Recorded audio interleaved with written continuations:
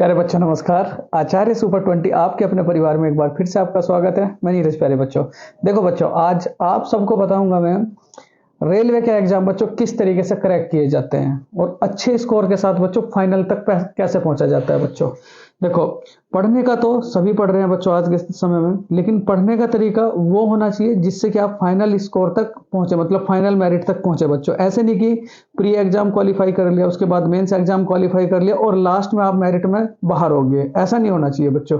तो तैयारी इस तरीके से करनी है जिससे कि लास्ट तक सिलेक्शन हो। बच्चों यहाँ देखो, अभी जो चल रहे हैं, जो फॉर्म चलेंगे मेरे प्यारे बच्चों, अभी जो फॉर्म चल रहा है टेक्नीशियन का फॉर्म चल रहा है। टेक्नीशियन का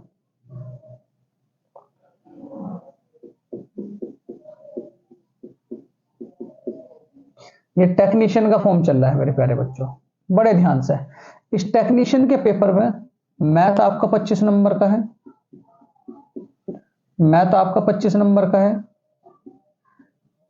और रीजनिंग आपकी 25 नंबर की है, रीजनिंग 25 नंबर की है। उसके बाद मेरे प्यारे बच्चों साइंस, साइंस कितने नंबर की है? तो क्या कहोगे मेरे प्यारे बच्चों, टोटल मिलाकर मतलब साइंस कितने नंबर का है? 40 से 30 नंबर के बीच का। रहा बच्चों 10 नंबर का, जो जीएस पोर्शन हुआ वो कितने नंबर का है मेरे प्यारे बच्चों? 10 नंबर का। तो देखो, हमें तो एग्जाम क्लियर करना है। एग्जाम क्लियर किस तरीके से होगा, बड़े ध्यान से बच्चों। सबसे पहले तो आप एक बुक लो, कोई भी बुक लो। सबसे पहले बच्चों यहां देखो जरा, सबसे पहले थ्योरी, थ्योरी के साथ बच्चों प्रैक्टिस, क्योंकि प्रैक्टिस क्या काम करेगी, आपको बिल्कुल परफेक्ट बनाएगी। थ्योरी के साथ क्या लो बच्चों? प्रैक्टिस। ठीक है, कैसे कैसे मेरे प्यारे बच्चों? देखो मैथ्स है, मैथ्स मैथ्स मैथ्स का पहले जितने भी चैप्टर है, पहले सिलेबस देखो, जितने भी चैप्टर आपके सिलेबस में है उन चैप्टरों को आप कम से कम बच्चों 2-3 बार रिपीट करो। उन चैप्टरों से बच्चों सिलेबस के अनुसार कि सिलेबस में मैथ में कौन कौन से चैप्टर आए हैं, क्योंकि ये तो ऐसा है नहीं कि ऊपर ऊपर से आप लोगों ने पढ़ लिया और रेलवे का एग्जाम बच्चों क्रैक हो गया ना, ऐसा नहीं होता बिल्कुल भी। ठीक, सबसे पहले आप कोई भी मैथ की बुक लो, उससे चैप्टर वाइज अपने सिलेबस के अनुसार अपना कोर्स कंप्लीट करो। कोर्स कंप्लीट बच्चों, ठीक। फिर जैसे ही बच्चों मैथ का सिलेबस आप कंप्लीट कर लोगे, कितने पोर्शन पूछे जाते हैं बच्चों? 4 पोर्शन। ठीक, रेलवे के एग्जाम में हिंदी से बच जाओगे, सबसे बड़ी बात तो यह है। यहां देखो बच्चों, यहां सबसे पहली बात चल रही है मैथ के पोर्शन की। मैथ के पोर्शन को कैसे स्ट्रॉन्ग किया जाए, क्योंकि मैथ और जीएस, मैथ और प्लस के बच्चों रीजनिंग, मैथ और प्लस के रीजनिंग कितने नंबर की है? क्या कहोगे मेरे प्यारे बच्चों? 50 नंबर की। और ये बिल्कुल फिक्स है, क्योंकि इसके स्कोर जो है बच्चों यही सेव करती हैं, क्योंकि जीएस का तो पता नहीं जीएस लगेगी भी या नहीं लगेगी, मेन है आपका ये पोर्शन। तो इस पोर्शन को किस तरीके से स्ट्रॉन्ग करना है हमें? सबसे पहली बात बच्चों, आप मैथ्स में जितने भी चैप्टर है, मैथ्स में बच्चों, मैथ्स में जितने भी चैप्टर है, रोज रोज बच्चों मैथ्स में जितने भी चैप्टर है, एक चैप्टर को कंप्लीट करने की 3 दिन की रणनीति रखो। जो भी बुक आप फॉलो कर रहे हैं, आर.एस. अग्रवाल हो, एस.डी. यादव सर हो, अभिनय शर्मा सर हो, या आपका आदित्य रंजन सर हो, या गगन प्रताप सर की बुक हो, एनीवन कोई भी एक बुक रखो, बुक तो जरूर रखो। ठीक है, चैप्टर वाइज बच्चों एक चैप्टर की ड्यूरेशन कितना रखो? 1 से 3 दिन। 1 से 3 दिन, 1 से 3 दिन करने के बाद एक रुक्मणी पब्लिकेशन, रुक्मणी पब्लिकेशन,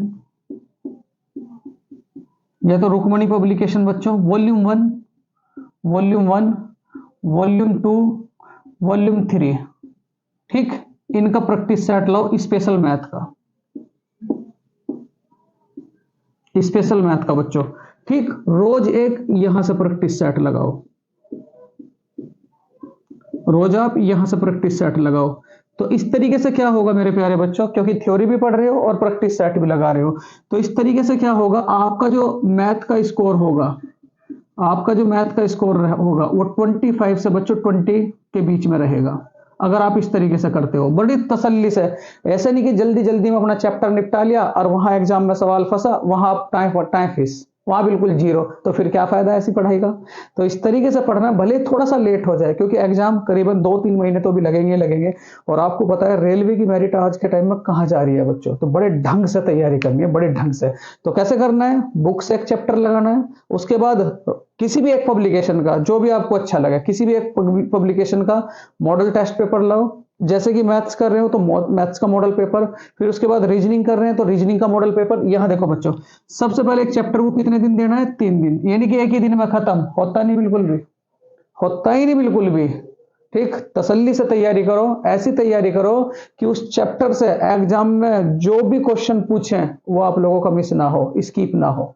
ठीक, ऐसे तो है नहीं कि नंबर सिस्टम पढ़ के चले गए बस अपने मन में, अपने ही मन में कि ये तो चैप्टर मेरा बहुत स्ट्रॉन्ग है, लेकिन जैसे ही एग्जाम में बैठे वहां बिल्कुल आप टाई फिस, तो फिर क्या फायदा उस नंबर सिस्टम का। ठीक है, तो कम से कम एक चैप्टर के कम से कम 200 क्वेश्चन लगाओ, और 200 क्वेश्चन लगाने के बाद फिर मॉडल टेस्ट पेपर लगाओ, और फिर ये देखो कि कहीं कोई प्रॉब्लम तो नहीं आ रही, और जिन क्वेश्चनों में आपको प्रॉब्लम आ रही है उन्हें बार बार आप सोल्व करके देखो। ठीक है, क्योंकि रेलवे ऐसा करती है, रिपीटिशन पैटर्न पूछती है बच्चों। ठीक है, चलो ये तो हो गया आपका इस पोर्शन की कंडीशन। पहला तो चैप्टर लगाना है और फिर उसकी प्रैक्टिस करनी है।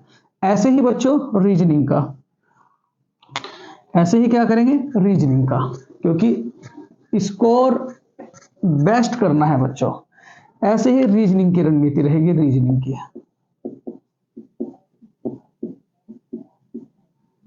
रीजनिंग की रणनीति कैसी, 25 नंबर की रीजनिंग है, 25 नंबर की। कितने नंबर की रीजनिंग है मेरे प्यारे बच्चों, 25 नंबर की। और इस 25 नंबर की रीजनिंग में कम से कम बच्चों हमारा 25 ही स्कोर होना चाहिए, क्योंकि ये एक ऐसा सब्जेक्ट है जो स्कोरेबल है। एक ऐसा सब्जेक्ट है बच्चों जो स्कोरेबल है, और वो आएंगे कैसे, मैं बता रहा हूं कैसे आएंगे। इसमें आपको, अगर किसी की रीजनिंग कमजोर है बच्चों, पहले वही एक आप बुक लो, कोई भी बुक रेलवे की, यूथ पब्लिकेशन की ले लो, एनीवन कोई भी एक बुक लो। उससे पहले सिलेबस के अनुसार बच्चों, सिलेबस के अनुसार, सिलेबस के अनुसार अपने चैप्टर कंप्लीट करो। ठीक है, लेकिन उधर तो चैप्टर और उधर मेरे प्यारे बच्चों ऐसे ही रुकमणी पब्लिकेशन की वॉल्यूम फर्स्ट, वॉल्यूम सेकंड लाओ, और एक प्रैक्टिस सेट रीजनिंग का रोज लगाओ। और ये देखो, ये देखो कि आप 25 मार्क्स में से कितने आप सही कर पा रहे हो। 25 मार्क्स में से आप 25 क्वेश्चंस में से आप कितने सही कर पा रहे हो, और कितनों में आप मिस्टेक कर रहे हो। शुरू में बच्चों कम आएंगे, शुरू में जो भी कैंडिडेट प्रैक्टिस सेट स्टार्ट करता है, शुरू में उसके नंबर जाहिर सी बात है कम बनते हैं, लेकिन जैसे ही आप 5 या 10 प्रैक्टिस सेट क्रॉस कर लोगे, आपका स्कोर मेंटेन होता चला जाएगा बच्चों। ठीक है, तो यहां भी पहले सिलेबस के अनुसार अपने चैप्टर कंप्लीट करने। उधर तो बच्चों एक चैप्टर को रीजनिंग में तो एक ही दिन बहुत है, करीबन एक चैप्टर आपका कंप्लीट हो जाता है 3 घंटे में, 3 घंटे में। ठीक है, उसके बाद एक का क्वेश्चन, यानी कि 5-10 सवाल करे और हो गया। जो कैंडिडेट ओवर कॉन्फिडेंस होगा, चाहे वो किसी भी एग्जाम की तैयारी कर रहा है, आप लास्ट में देखते होंगे उसी के साथ बच्चों, चाहे वो 1 मार्क्स से रहे, चाहे वो 2 मार्क्स से रहे, रहेगा जरूर। और जो कैंडिडेट ये सोच करके पढ़ता है, जो स्टूडेंट ये सोच करके पढ़ता है कि मैं तो बहुत ही वीक हूं, अभी तो मुझे बहुत सीखना है, वो कैंडिडेट जरूर सक्सेस होकर आता है। ठीक है, चलो तो रीजनिंग को कैसे करना है, कोई भी एक बुक लेकर के आओ रीजनिंग की, एनीवन कोई भी, चाहे मंदी से मंदी बुक लेकर के आओ। ठीक है, लेकिन ये मेन है बच्चों आपको प्रैक्टिस, इसकी प्रैक्टिस आप लोग डेली करो, डेली, बिल्कुल डेली। और ये देखो कि आप कितनी मिस्टेक कर पा रहे हो, क्योंकि रेलवे बच्चों रिपीटिशन पूछता है। ठीक है, चलो उसके बाद बच्चों आपका आती है कंडीशन आपकी जी साइंस पोर्शन की बच्चों। साइंस पोर्शन, साइंस का रोल बच्चों 40 नंबर का है, बहुत बैठता है। साइंस का रोल कितना मेरे प्यारे बच्चों, 40 नंबर का। और इस 40 नंबर को आप किस तरीके से अच्छे से करोगे, देखो ये 3 पोर्शनों में डिवाइड है, फिजिक्स, उसके बाद केमिस्ट्री, उसके बाद बच्चों बायोलॉजी। पहले आप बच्चों इस फिजिक्स को स्ट्रॉन्ग करो, थ्योरी पढ़ो, थ्योरी बच्चों। उसके बाद आप केमिस्ट्री को कंप्लीट करो अच्छे से, और उसके बाद बच्चों फिर बायोलॉजी को कंप्लीट करो अच्छे से। और अच्छे से कंप्लीट करने के बाद मार्केट में साइंस का जो भी प्रैक्टिस सेट आ रहा होगा, बच्चों वो आप डेली लगाओ, वो क्या काम करो, डेली लगाओ, ठीक है। और डेली लगाने के बाद जो क्वेश्चन आपका आ रहे हैं वो तो आएंगे ही आएंगे, और जो उस प्रैक्टिस सेट में नए क्वेश्चन मिलेंगे बच्चों वो भी आप लोग सीखोगे। तो इस तरीके से हमें फिजिक्स की भी तैयारी करनी है, केमिस्ट्री की भी तैयारी करनी है, और उसके बाद मेरे प्यारे बच्चों किसकी किसकी मेरे प्यारे बच्चों, फिजिक्स केमिस्ट्री और क्या, बायोलॉजी की भी तैयारी करनी है, ठीक है। रोज एक प्रैक्टिस सेट लगाना है।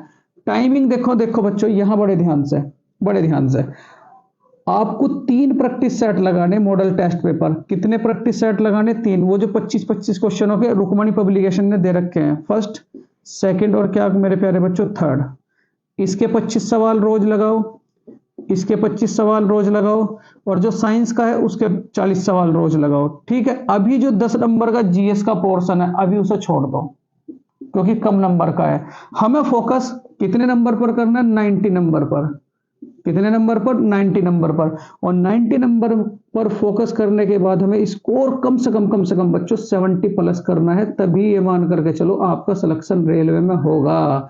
अदरवाइज रेलवे भूल जाओ, रेलवे भूल जाओ कि रेलवे भी कोई चीज है, ये नहीं कि। और ऐसी तैयारी करो बच्चों, अभी तो टेक्नीशियन कंप्लीट होगा, इसी के जस्ट बाद आपका आरपीएफ है, और उसके बाद तुरंत वो बड़े वाली भर्ती है। तो एक ही बार ऐसी तैयारी कर कर चलो जिससे कि इस बार सिलेक्शन ना चूके बच्चों। देखो इन सब के लिए मेरे प्यारे बच्चों, इन सब के लिए मैं आप लोगों को बैच प्रोवाइड कराऊंगा बच्चों, रेलवे बैच, ठीक है।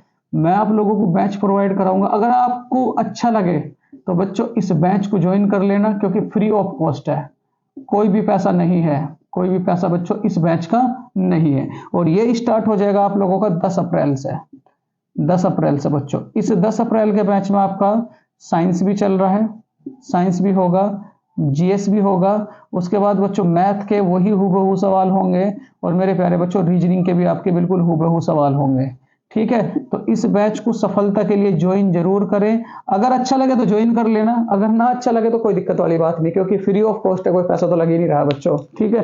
तो किस तरीके से तैयारी करनी है वो मैं आप सबको बता ही दिया, कि पहले चैप्टर आप बुकों से अच्छे तरीके से कंप्लीट करो, और फिर रोज के आप लोग मॉडल टेस्ट पेपर जरूर लगाओ, एनीवन किसी भी पब्लिकेशन के, ठीक है। कैसे कैसे, चैप्टर को बच्चों बुक से कंप्लीट करो, बुक से कंप्लीट करो, ठीक है। इसी के साथ क्या लगाओ, प्रैक्टिस सेट, प्रैक्टिस सेट। और प्रैक्टिस सेट आपके पता ही है कौन से पब्लिकेशन के, चाहे आप रुकमणी के ले आओ, रुकमणी, और बड़ी तसल्ली से। ये नहीं कि बुकों को बदल ही रहे रोज, जो बुक बदल रहा ना एग्जाम उसे बदल दे। कभी नू आज इस पब्लिकेशन की पढ़ लो, आप आज उस पब्लिकेशन की पढ़ लो, ऐसे नहीं होता बच्चों। केवल एक ही पब्लिकेशन की बुक को आप कई कई बार पढ़ो, ठीक है।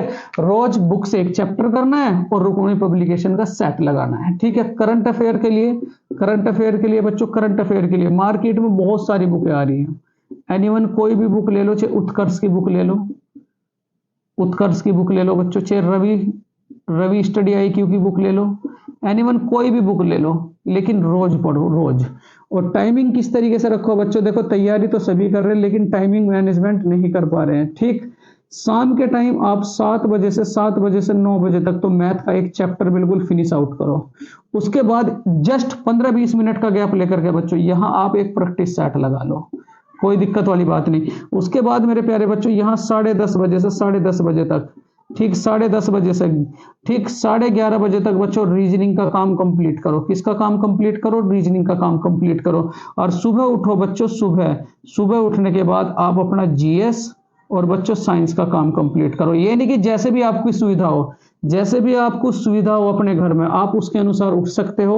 ये नहीं कि पूरी पूरी रात पढ़ना है, पूरे पूरे दिन पढ़ना है, जैसे भी बच्चों आप लोगों को सुविधा मिलती हो, जैसे भी जहां आपका मन करे, जैसे आपका मन करे आप उस टाइम उठो, कोई जबरदस्ती नहीं है। लेकिन बच्चों कम से कम 10-12 घंटे की आप पढ़ाई जरूर करो, जो भी समय आप लोगों को मिलता है, क्योंकि आपके माँ बाप इस बार आपसे बच्चों बहुत आस लगाए हुए हैं। और मैं आशा करता हूं बच्चों कि आप इस बार सिलेक्शन जरूर दोगे, खूब मेहनत करोगे, अपने मम्मी पापा का नाम रोशन जरूर करोगे। तो बच्चों अगर आप इस रणनीति के साथ अपनी तैयारी करते हो तो जरूर आपका इस बार सिलेक्शन होगा बच्चों। जय हिंद, जय भारत।